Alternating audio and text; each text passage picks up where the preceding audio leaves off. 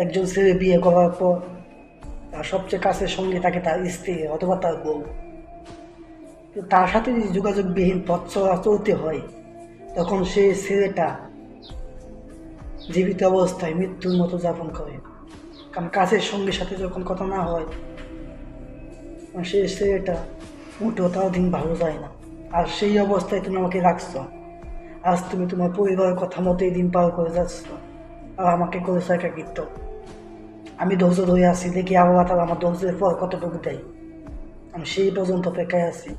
তুমি হয়তো তোমার মতো দিন পার করে যাচ্ছ, আমিও আমার মতোই আছি। তুমি এটা ভাববে না আমি তোমার জন্য খারাপ অবস্থায় আছি। দিন দিন আমার অবস্থা কিন্তু ভালো হচ্ছে, তোমার চেয়ে ভালো হচ্ছে। হিংসা এবং কি অবহেলা করে মানুষকে ছোট করা যায় না, সেটা তোমার পরিবার করে যাচ্ছে, কিন্তু আমি মোটেও করবো না। আমি আমার সৃষ্টিকর্তার উপর ধৈর্যশীল, তার পরিমাণ ঠিক আমি একদিন পাবো। আর তার দিন শেষে তুমি পাবে না কিছু, মনে রাখবে কথাটা।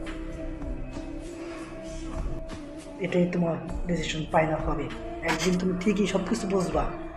আজ তুমি যাদেরকে তুমি সবচেয়ে কাছের মনে করে আপন করে নিচ্ছ, তারাই তোমার একটা সময় পর হয়ে যাবে, তারা তোমার কাছে হবে না। কথাটা মনে রাখবা।